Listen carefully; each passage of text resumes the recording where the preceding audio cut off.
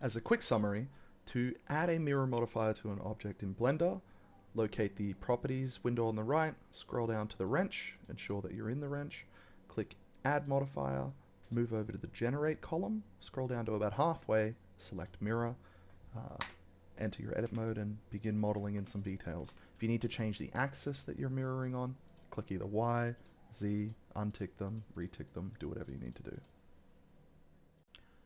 In this video, I'm going to touch on the concept of the mirror modifier, which is a very common modifier. You're going to use it all the time, and its sole job is essentially to allow you to only model half of a given object at any one time. But it does come with some drawbacks, and there are some interesting things that you're going to need to keep track of as a beginner, because if you don't pay attention, you're going to put a lot of sort of hidden or broken sort of geometry in the middle of your model where you didn't exactly intend to do that. So to access the mirror modifier, firstly you want to click any object, and then you want to move over to this side toolbar here, and this should all be open by default. You'll see a little wrench, you'll click that, click add modifiers, and now we can see the full list of modifiers, right? And under the generate category, if we scroll down to about halfway, we see something called the mirror modifier. So I'm just going to click that and add that to our model. By default, adding this isn't going to appear to do anything, right? But if I enter the model with tab and I hit G and start moving the cube about, well, we can see that, well, it's clearly doing something. There's two cubes. So what's happening? Basically, the mirror modifier is simply saying along the x-axis, right? So along the red line, at the world center point, or rather at the pivot point of this object, which currently happens to be at world center, flip all of the information to the other side, right? Now, with a cube, you can't exactly, I guess, see necessarily what's happening, but if we start giving this more information, well, now we can sort of see what's happening, right? Where we're just, it is quite literally a mirror. We are mirroring from one side to the other, and it's relative to the object's pivot point. So if I move the object, then the symmetry modifier is going to move with it. Interestingly enough, though, there are some extra little bits of information you should know about the modifier. So on the modifier, we have, let's say, 3 key little dialogues you're going to use, right? There's clipping, there's merge, and the distance that you'll merge by, and there's the mirror object, right? So the mirror object, for instance, if I place another object in this scene, it doesn't have to be a mesh, it can be anything, and I select our model that we're working on, and I go to mirror object, and I click the little eyedropper to allow me to select a different object. If I select the plane, now the mirror modifier is no longer relative to our pivot as it was before. It's now relative to this object's pivot. Not only that, but also its rotation, right? Not necessarily its scale, but its rotation and position. So if I move this, well, now suddenly the symmetry is like moving away. This is useful for things like if you want to mirror, for instance, a bolt across the surface of a car. Maybe you don't want the pivot of the bolt to be way off in the middle of the world at the center of the car. You want it to be, at the bottom of the bolt or the screw, and then you would use the mirror object functionality to then mirror across the body of the car without having to deform the pivot of the object.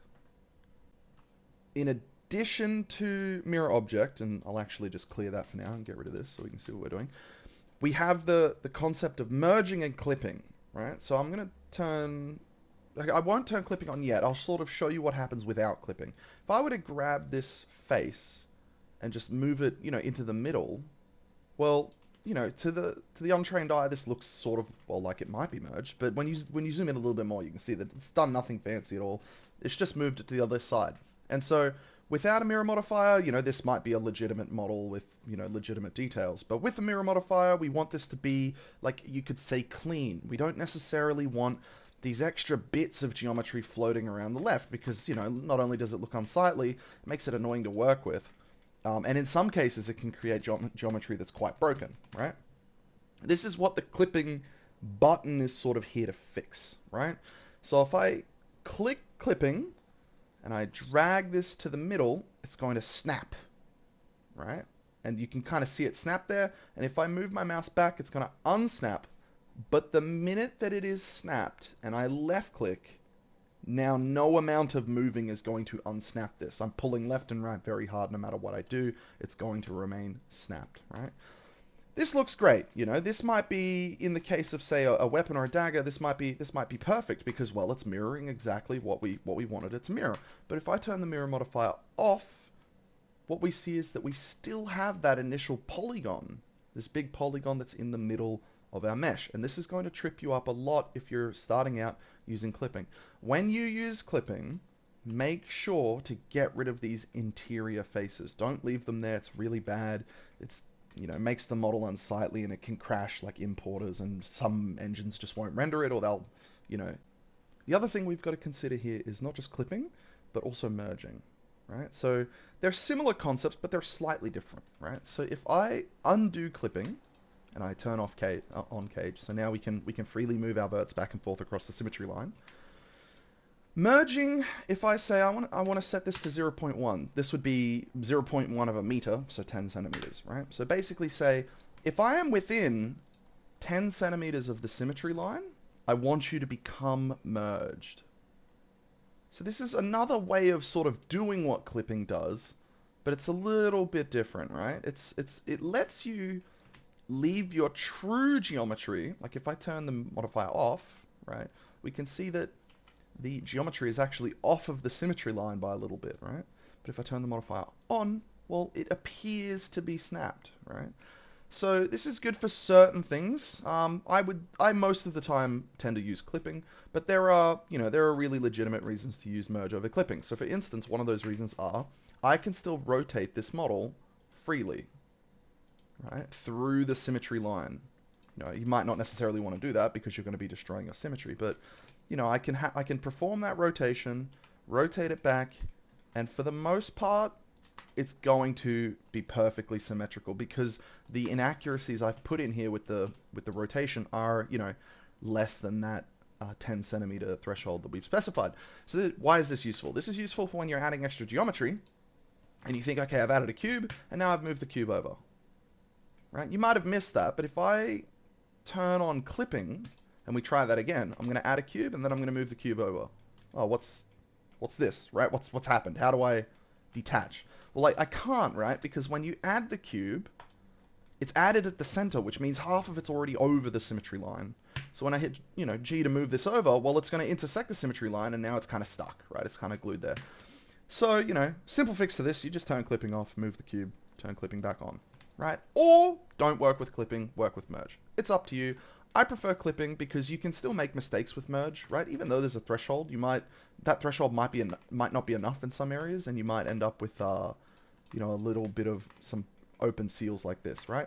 Clipping is just always going to force it to be correct, but it does come with the annoying side effect of, let's say, okay, well, I want to rotate this into place like this. Crap, now it's merged over, right? So you can't necessarily use clipping all the time. You can't necessarily use merge all the time, right? So, you know, that's the basics of the mirror modifier. There is absolutely more to it than that. This isn't everything to do with the modifier. It's just that the other things are a little bit more in-depth, a little bit more advanced, and they're not super necessary for the beginner modeler to concern themselves with right now. What we're going to do now is I'm going to make a part 2 video where I model a simple dagger, and we take these concepts and we apply them to how can I, you know, use the mirror modifier to not only save me a little bit of time, but also to ensure that my model remains perfectly symmetrical on either side and just keeps it all nice and clean and just speeds our workflow up a little bit, right? So thanks for watching, and I'll see you at part 2.